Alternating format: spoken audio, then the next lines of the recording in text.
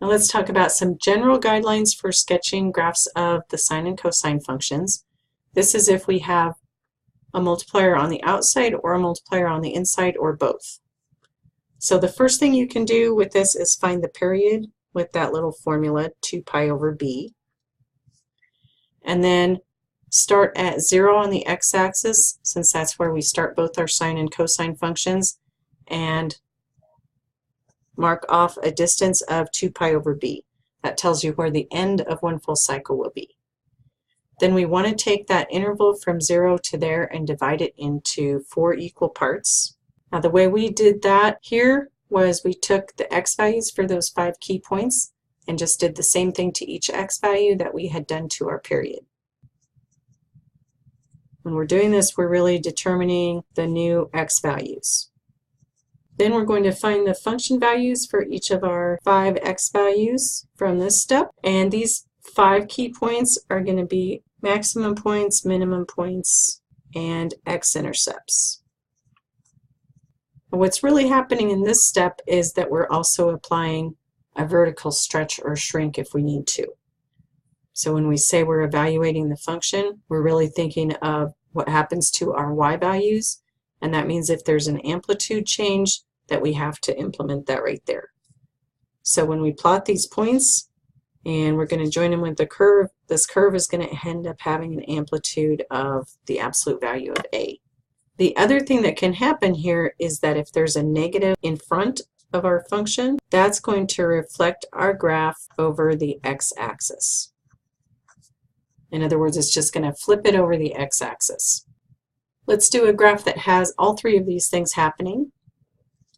So in this one we have a negative out in front. That means we're going to have our graph flipped over.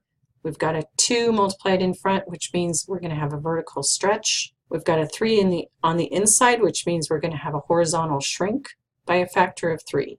We've got 3 different things to think about. We're going to start with the horizontal shrink. We want to determine what our period is. So we're going to take 2 pi and divide it by this number. So our period is just going to be 2 pi over 3. One full cycle is going to happen between 0 and 2 pi over 3 on the x-axis. Now if you want to graph the basic sine graph and then go from there, you can. I'm just going to do this so that we're just getting this graph. I want to know what these in-between spots are, so I'm going to take the x values of my 5 points. I'm going to do the same thing with these x values that I did with my period, and that is divide each one by 3. So dividing by 3, I'm going to get 0. This is going to turn into pi over 6. This is going to be pi over 3. This is going to be 3 pi over 6, which simplifies to pi over 2. And this is going to be 2 pi over 3. So I'm starting at 0, I'm ending at 2 pi over 3. This just tells me what values I have for these points. So the pi over 3 is the one in the middle. Then we've got pi over 6 here. We've got 0 here, and in between these two, it is pi over 2. That gives me my x values for my 5 key points. Now I need to think about what's going to happen to my y values because I do have some multipliers on the outside. The 2 is going to mean that my amplitude will be 2. When I'm figuring my amplitude, I just ignore a negative. So my amplitude is going to be 2. That means that my maximum value is going to be at 2 and my minimum value is going to be at -2. So that it's 2 units from the middle of this to either the minimum or the maximum value.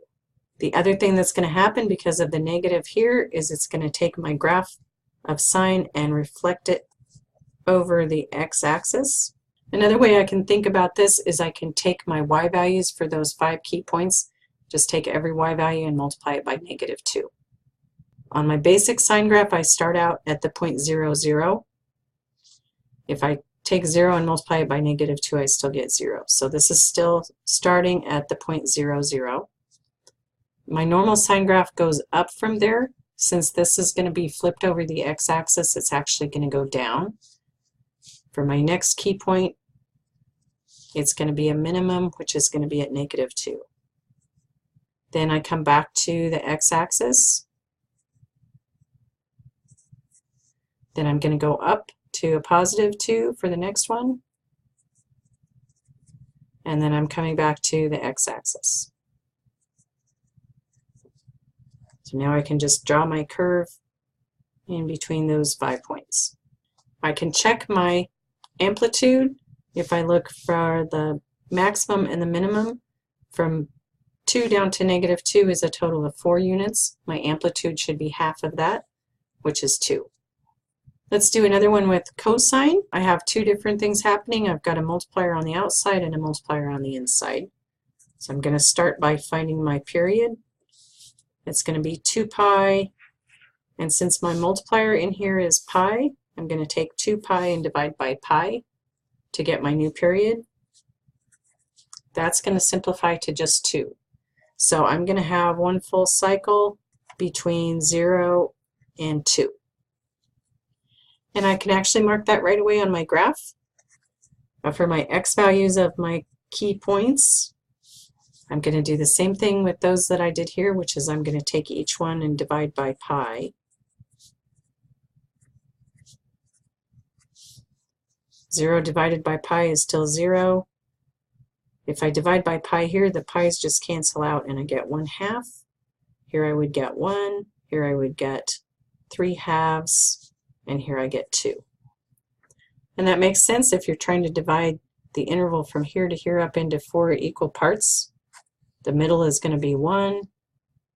The middle between these two is going to be 1/2. And the middle between these two is going to be 3/2. And then my 3 out in front of this means that my amplitude is going to be 3. This is going to take my 5 key points and stretch them by a factor of 3 vertically. So instead of having my maximum at 1 and my minimum at -1, my maximum is going to be at 3 and my minimum is going to be at -3. Since this was a cosine graph, it starts at the top, so it starts at the maximum point and decreases. So my first point is going to be here at 0, 3. Then it's going to go down to the x-axis. Then it goes all the way down to my minimum point. That's going to be 1, -3. Then it comes back to the x-axis. And then it goes back up to my maximum point. And then I can just draw my graph through those points. This one, if you're doing it on your calculator, you wouldn't want to use the z-trig because these x values turned out to be just normal values that don't have pi in them. So for this, you'd probably want to go back to a standard viewing window and maybe stretch it out a little bit so that you could see one full cycle in there. 2 more examples. For these 2, we're starting out with the graph and trying to figure out what the function would look like.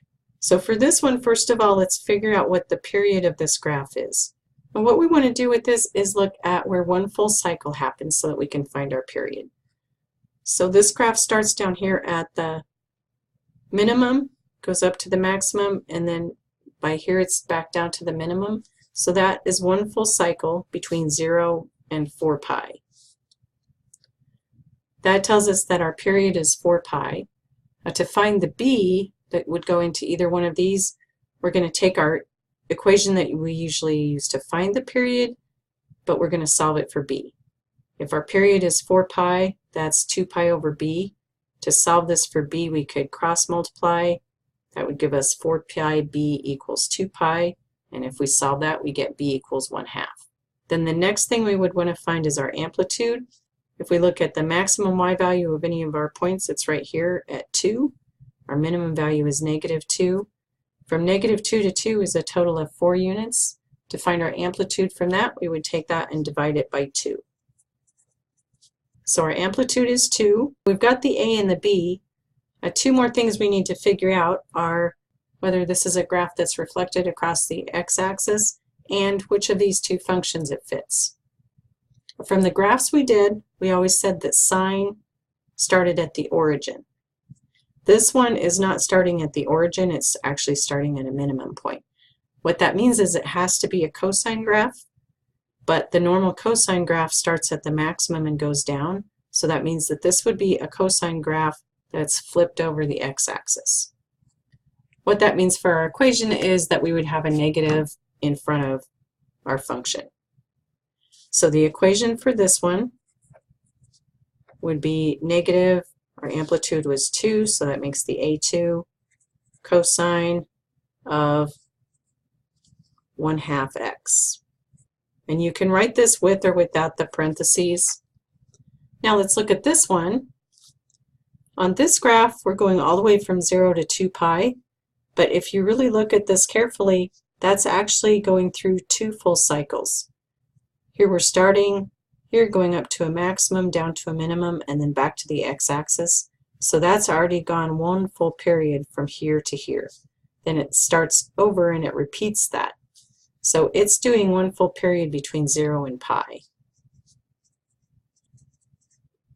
And that means that the period is pi. If we want to figure out our b, our period is pi, and that's 2 pi divided by b. To get that to be pi, our b would have to be 2. Now if we look at our amplitude, our maximum y values are at 1/2.